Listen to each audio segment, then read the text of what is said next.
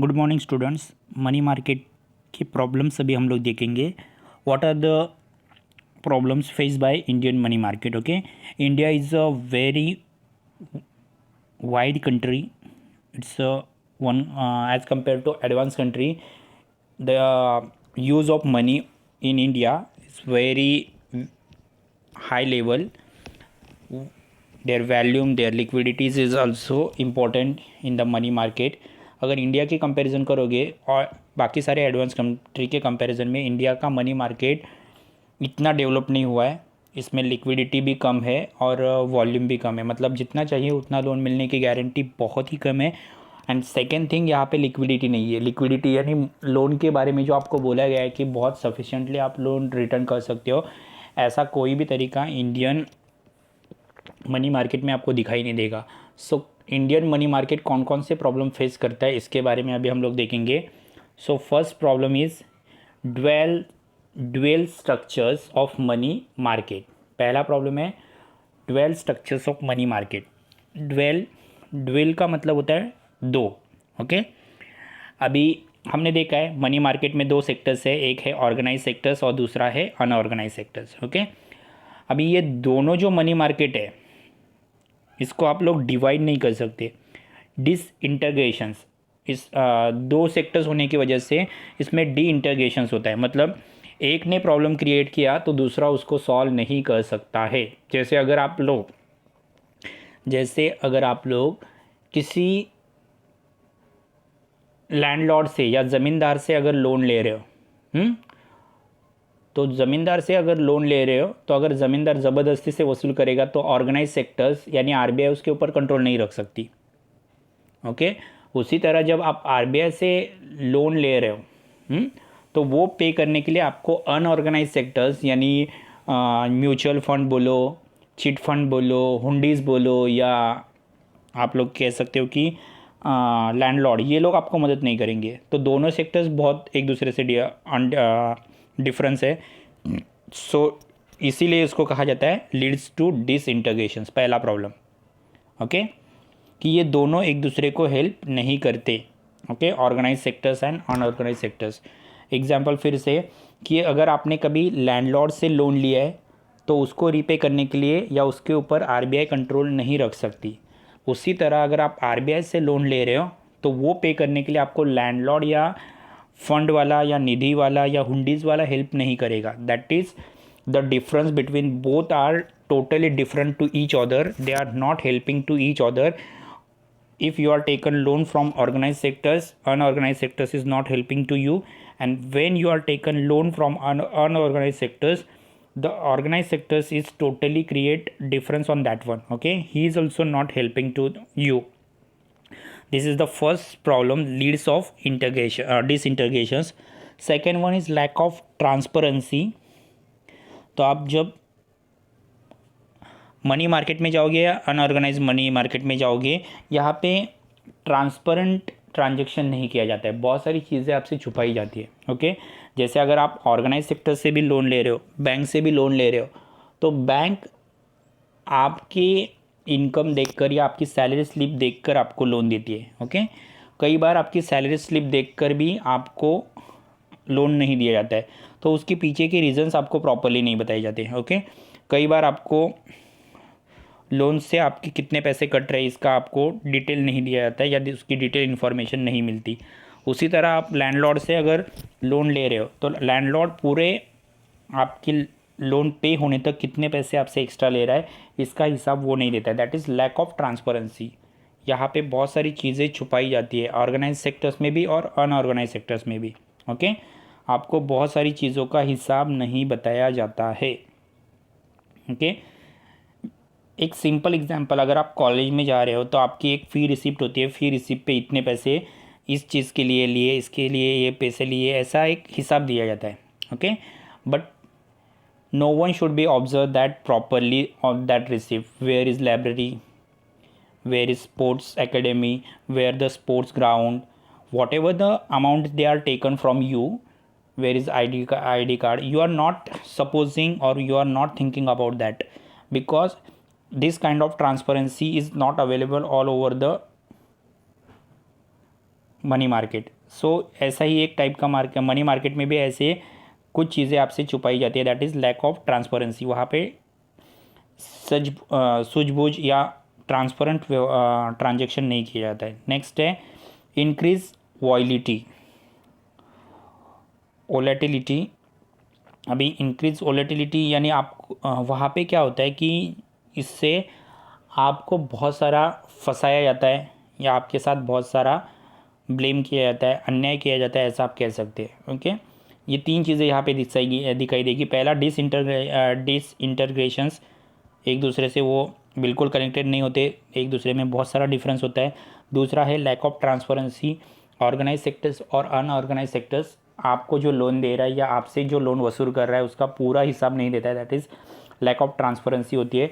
And increase volatility, जैसे अगर देखा जाए तो आपने अगर किसी से 10 रुपये लिए तो सामने वाले को 11 रुपये तक आप दे सकते हो, लेकिन कभी अगर आपने 10 रुपये लिए और सामने वाला अगर आपको 20 रुपया मांग रहा है तो ये एक टाइप का क्या होता है, वायलेशंस होता है। तो उसी टाइप का violations unorganize and organize sectors करते हैं। आप लोगों को देते 1 लाख का लोन है लेकिन आपसे वसूल करते 1,50,000।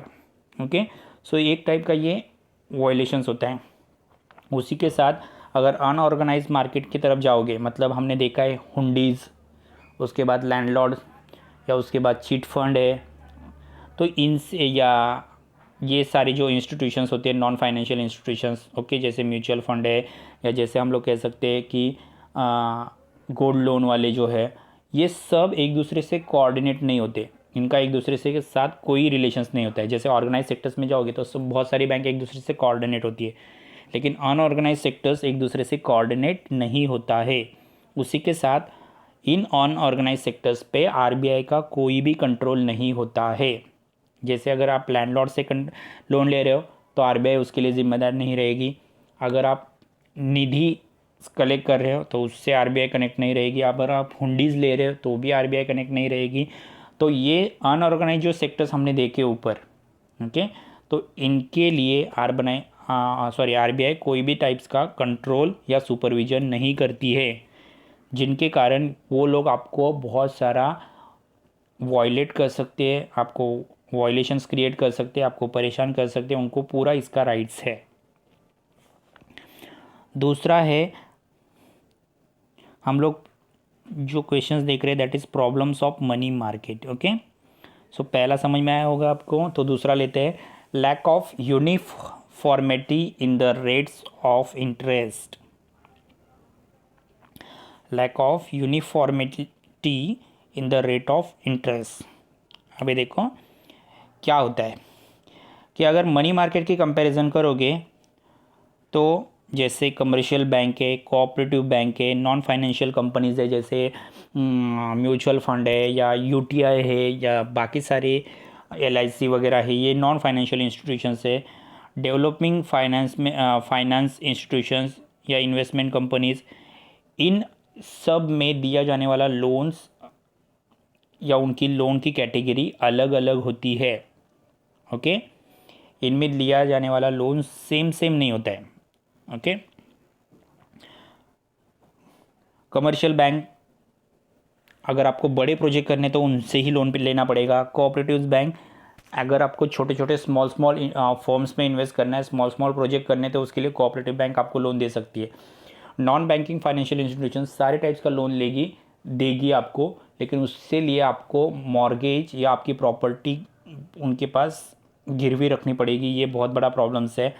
उसके बाद है डेवलपमेंट फाइनेंस इंस्टीट्यूशंस, ये सिर्फ बड़े प्रोजेक्ट या हाई प्रोजेक्ट को ही लोन बोरो करेगी। इन्वेस्टमेंट कंपनीज, इनमें एक प्रॉपरली आपको हर साल इन्वेस्ट करना पड़ेगा तो ही आपको लोन या बोरोइंग किया जाएगा। अगर आपने इन्वेस्टमेंट नहीं किया तो आपको लोन नहीं दिया जाएगा। ये सेकेंड प्रॉब्लम है। I repeat first problem once again. First one, dual structures of money market. पहला प्रॉब्लम है मनी मार्केट में दो टाइप के स्ट्रक्चर्स होते हैं, ऑर्गेनाइज, अनऑर्गेनाइज। इनमें से ऑर्गेनाइज का ये दोनों सेक्टर्स एक दूसरे से इंटरैक्शंस नहीं करते, इंटरग्रेशंस नहीं करते, एक दूसरे से कनेक्टेड नहीं रहते। एक ने लोन दिया तो दूसरा वसूल नहीं कर सकता है या दूसरा उसको हेल्प नहीं करेगा। सेकेंड ने अनऑर्गेनाइज ने लोन दिया तो ऑर्गेनाइज वाला उसको हेल्प नहीं करेगा, that is lack of integrations. Next है lack of transparency. Whenever the borrowers is given loan और whenever the person who is given the loan, he is not giving proper information about the your loan, the durations, the time, the amount, the interest rate. This kind of information is not given properly, that is lack of transparency. Next one is increasing volatility. Sometimes when they are given loans, they are very fluently or very smiley they are talking, but when they are accepting or when they are recovering their loans, on that time they are too much violated that person who are taken loan. Okay, so this one is problem of dual structures of money market. Also you are watching that in the unorganized sectors, just like hundis market, just like landlord market, landlord person, just like mutual fund, just like other institution, financial institution, just like LIC or other investment project.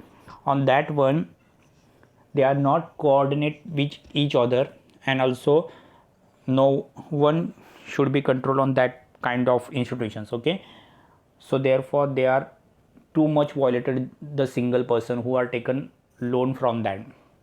Okay, next one is second one, lack of uniformity in the rates of interest. In the commercial bank is taken same interest rate for the same for all kind of borrowers. When you are going to the cooperative banks, they are also taken same interest rate but in high amount. Non bank financial companies, they are not giving loan for the simple person or small person, they are given loan for a highest or high degree firms. On that they are accepted the high interest rate also. Okay, next one is development finance corporations or institutions, they are taking loan from high one companies or big one companies, and they are taken high one interest rate. Okay, so many investment companies are first given priority to invest in their companies, and afterwards they are given the loan. Okay, but all these kind of companies are taken a different kind of interest rate, they are not taken a simple or same interest rate, because no one should be control on that kind of institutions. Okay, next one is shortage of fund. तीसरा problem है shortage of fund. Money market faces shortage of fund due to inadequate saving, low per capita income, poor banking habits amongst the people, indulgence in wasteful consumptions, inadequate banking facilities in rural areas have also been responsible to the paucity of fund in money market. अभी तीसरा आपको problem देखा ये रहेगा कि money market यानी banking institutions हो, financial institutions हो या बाकी सारी अनऑर्गेनाइज इंस्टीट्यूशंस हो, इनके पास बहुत कम फंड अवेलेबल होता है.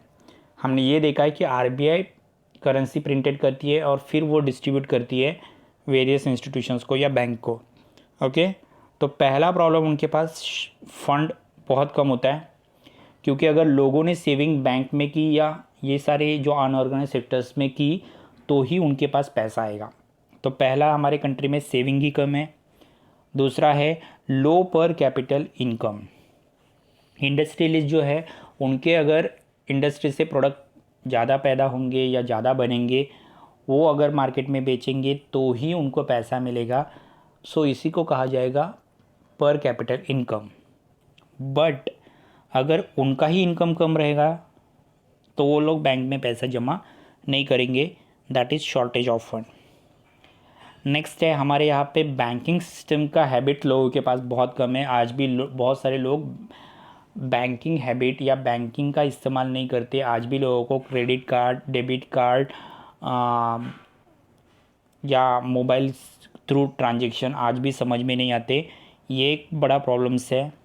नेक्स्ट है यहाँ पे जो कंजम्पशन या जो पैसा लोन लिया जाता है बोरर्स उसका एक्चुअल इस्तेमाल करने के बजाय वेस्टेज कंजम्पशन ज़्यादा करता है, मतलब जो चीज़ के लिए उसने लोन लिया है वो चीज़ों के बजाय बहुत दूसरी चीज़ों में ही वो इन्वेस्टमेंट करता है, दैट इज़ लो और wastage consumption. Okay, next problem है बैंकिंग फैसिलिटीज़ भी पूरे अवेलेबल नहीं है, कई जगहों पर बैंकिंग अवेलेबल ही नहीं है, तो बहुत सारी जगहों पर जितनी ज़रूरत है उससे भी ज़्यादा बैंकिंग इंस्टीट्यूशंस अवेलेबल है, ये एक और प्रॉब्लम है।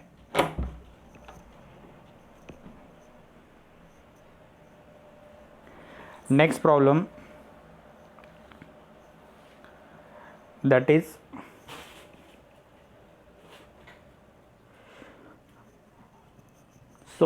हम लोग ये कह सकते हैं, तो पहला हमारी कंट्री में सेविंग कम है जिसकी वजह से बैंकिंग इंस्टीट्यूशंस या मनी मार्केट के पास पैसा कम है।